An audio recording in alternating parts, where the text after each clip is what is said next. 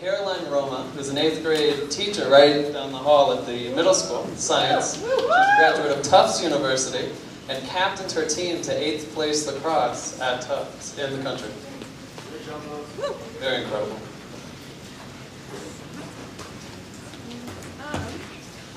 So I have to say that I'm quite nervous. One of the reasons that I'm nervous is because here at DSST we're actually taught to teach in very short time segments. So the last time I probably spoke in front of a group of people for probably over the age of 13 for more than 30 seconds at a time was in college. So bear with me, please. Today I'm going to be talking to you about the idea of education by design. And these might be ideas that you've heard as separate ideas, but when maybe put together they might spark your interest or spark your inspiration. And it starts with a story, and it's a story about a girl that I was sitting across from on the plane, and she was a young girl, and she was reading an I Spy book. She would say, I spy with my eye something, and she would find that something on the opposite page. Well, being naturally curious about kids, I turned to watch, and what I noticed was pretty fascinating. She was about 5 years old, and kids that are this young, or what I know of kids that are this young, can't really read with that much fluency. So I continued to watch her, and what I noticed is that she would say, I spy with my eye a red ruler, and she would turn to the opposite page, and she would actually find a surfboard, and she would say, I spy with my eye a green apple, and she would turn to the opposite page, and she would find a watermelon. See, what she was doing, she was actually making it all up. And instead of getting mad at her for making it all up, I decided to actually write my own definition for the word innovation. See, innovation is about filling the space between the unknown. It's about creating something out of nothing, and it's about taking creative risk, which is what she did. There's an issue with this, though, in today's society. And the issue is that we are only rewarding artists for taking creative risk. Sir Ken Robinson did a really wonderful TED Talk about how schools kill creativity, and I don't disagree with him on this. I don't necessarily disagree with him about that. I'm sorry. The reason I don't disagree with him is because we're only teaching our kids right and wrong, and we're not allowing them to fill the space between the unknown. And I want to actually take it a step further. I want to say that we're not only teaching our kids out of creativity, but we're also teaching them out of diversity.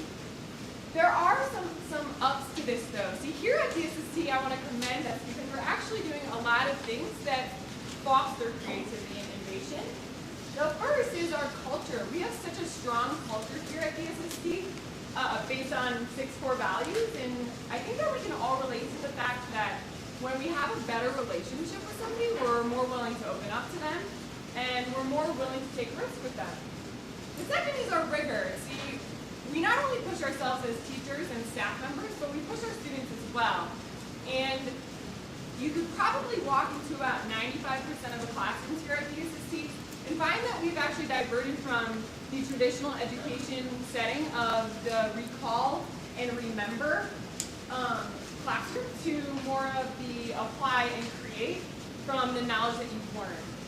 The last thing is that we have incentives. Who doesn't want things like candy points and prizes for being curious and courageous about the world around us?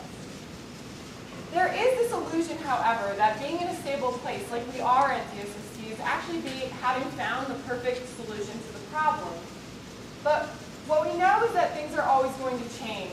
And since things are going to change, the students around us are going to change, the world around us is going to change. Since these things are going to change, we need to be willing and able to accept that change. Which brings me to business, which is a seemingly unrelated topic, but when thinking about what businesses around the world are progressing into, it's not that unrelated, and here's why. There are 3 main themes that are actually coming out of business schools as well as progressive businesses in the country. And those 3 themes are innovation, diversity, and collaboration. So my question is then, why are we not treating education as business? Why are we not saying our students are our stakeholders, our lesson plans are the products that we're trying to sell to these stakeholders, and if our products don't work, then changing them to make them better so that our students might see success? Okay? It's this idea of education in business. If business is changing with the world around it, why is education not changing with the world around it? This is where design comes into play. Design thinking is this wonderful idea that was created by two founders of a company called IDEO. They're a consulting firm that actually does this for organizations in business, education, as well as technology. See, what they do is they have a very complex problem, like the one that we're seeing, innovation in schools. And they create and ideate human-centered solutions to this problem. Well, we have to do the same. And lucky for us, there actually are innovative and progressive companies that are allowing their employees to foster creativity. Two that come to mind are the company IDEO that I just mentioned, and the second is Pixar. I think we all know Pixar. The first thing that IDEO has actually done a lot of research on is this idea of relaxed attention. It's basically a glorified phrase for daydreaming. Relaxed attention is this idea of being between ultimate focus and completely clearing your head. It's what we engage in when we're on things like a long walk or when we're on a long drive. Basically, it's letting your mind wander. To be completely honest, our students do not engage in relaxed attention enough during the day, and I wonder how we actually fit this into their day more purposefully.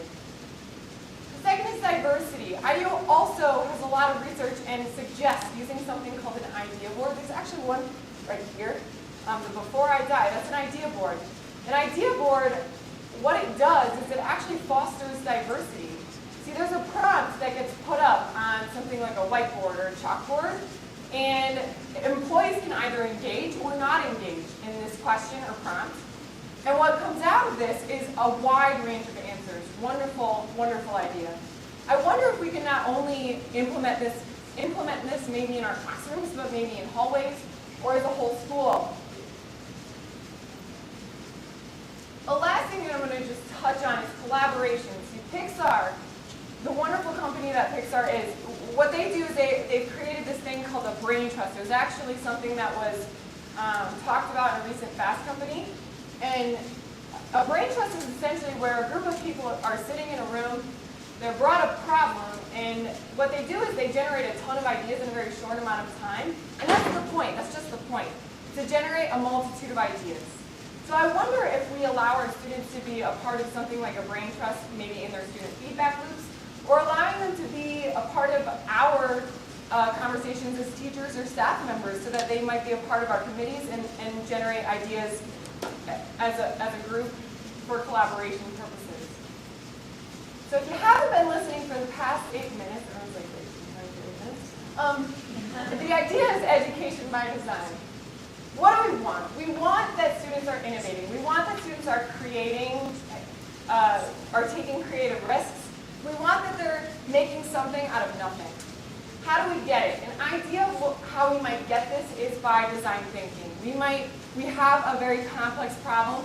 We need to think of a human-centered solution to this problem. And some of the solutions might come from business.